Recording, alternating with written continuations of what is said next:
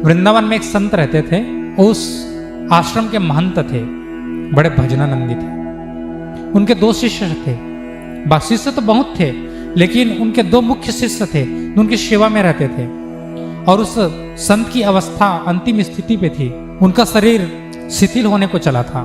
तो उनको चिंता हुई कि मेरे जाने के बाद इस आश्रम की जिम्मेदारी मेरे पद पे कौन बैठेगा, कौन यहाँ का महंत बनेगा। तो जो भी इस महंत की कुर्सी पे बैठे, इस पद पे बैठे, वो सत्पात्र होना चाहिए, वो सत्पात्र होना चाहिए। तो इसको परीक्षा कैसे लिया जाए, किसको मैं बैठाऊं? अगर मैं एक शिष्य को दे देता हूं, इस महंत की गद्दी को दे देता हूं या आश्रम को सौंप देता हूं, तो दोनों के बीच में लड़ाई हो जाएगी, लड़ाई झगड़ा हो जाएगी, अशांति फैल जाएगी।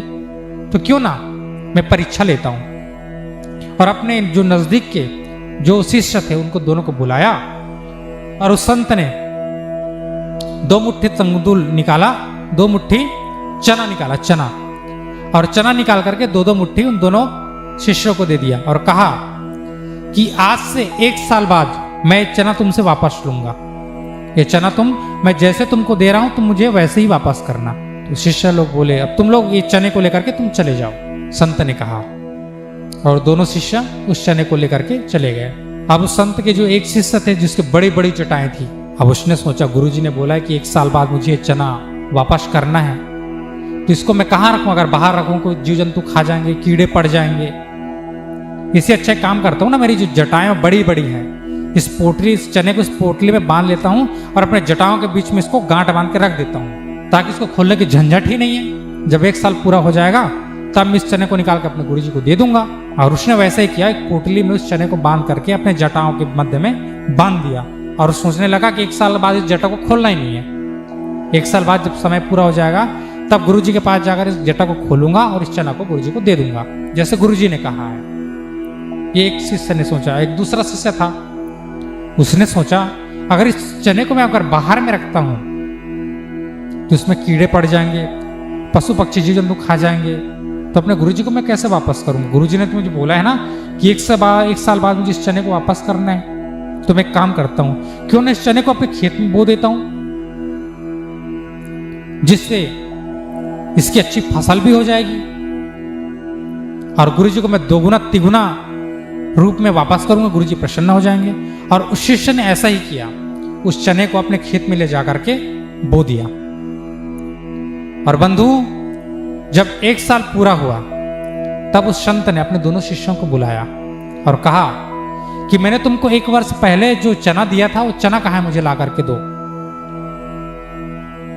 तो वहीं पे जो जटा वाले जो शिष्य थे ना, उसने क्या किया, अपने जटा को खोला और जटा को खोलकर उस पोटली को निकाल कर अपने गुरुजी को निकाल करके दे दिया कि गुरुजी आपने कहा था ना मुझे चना 1 साल बाद ला कर, ये लो, जैसे आपने मुझे दिया था वैसे मैं आपको वापस कर रहा हूं। और बंधुओं, जैसे ही उस पोटली को खोला उसमें इतना बदबू था, इतना बदबू था, वो सड़ गया था, कीड़े लग गए थे। उसके बदबू से पूरा आश्रम महक उठा। उस संत ने उस अपने शिष्य को इतना फटकार लगाई, कितना फटकार लगाया कि मैं तुमको इसी दिन के लिए ये चना दिया था कि तुम उसका नाश कर दो, कीड़े पड़ जाए तब मुझे वापस करना, इसी दिन के लिए दिया था तुमको। उसको भगा दिया, भगो यहां से, कोई काम का नहीं है तुम्हारा, कोई जरूरत नहीं तुमको आश्रम में रहने का, तुम यहां से चले जाओ। उसको भगा दिया। दूसरे शिष्य से बोला, हाँ भाई मैंने तुमको चना दिया था, चना कहाँ लाओ। तब उस शिष्य ने अपने गुरु के हाथ को पकड़ा और कहा, गुरुदेव आप मेरे साथ बाहर चलिए। बाहर क्यों? मैंने तुमको 2 मुट्ठी चने दिए थे ना, उस चने को लाकर मुझे दे दो, मुझे बाहर क्यों जाना है? तो शिष्य ने, गुरुजी आप बाहर तो चलिए। अपने गुरु के हाथ को पकड़ करके जब उस शिष्य ने बाहर ले जाकर अपने गुरुजी को दिखाया कि बाहर 3-4 ट्रालियों में चने भरे पड़े थे। तो गुरुजी ने पूछा, ये सब क्या है? तो शिष्य ने बड़े विनम्रता से कहा कि हे गुरुदेव, आपने जो मुझे चने दिए थे ना, उस चने को मैंने अपने खेत में ले जाकर के बो दिया और उसकी अच्छी फसल हुई। मैंने उसे 2 बार 3 बार साल भर बोया और साल भर बोने के बाद ऐसी फसल हुई कि जितने ट्राली में आप देख रहे ना, उस 1-2 मुट्ठी चने की बदौलत इतने सारे चने हो गए। ये चने मैं आपको प्रदान करता हूँ। यह देख करके उस संत का हृदय गदगद हो गया, उनकी आंखों में अश्रु आ गया कि शिष्य हो तो ऐसा हो, सत्पात्र हो तो ऐसा हो। और उसने उस आश्रम पर अपने महंत की गद्दी पर उस शिष्य को बैठाया।